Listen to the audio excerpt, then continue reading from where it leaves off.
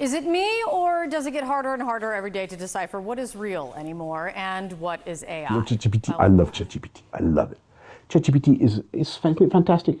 It's so nice. ChatGPT. A robot cannot harm a human being.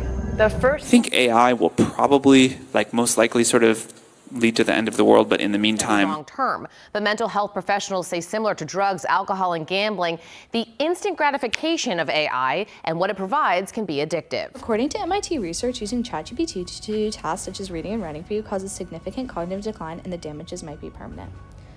The researchers used EEG to measure how active people's brains were when they wrote essays. They found that the people who used AI like ChatGPT thought and remembered less, and this also created a struggle for them to think for themselves in the future.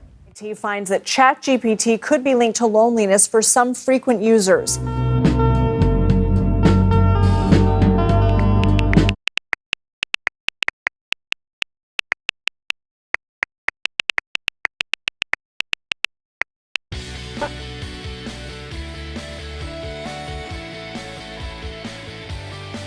All right, now for you.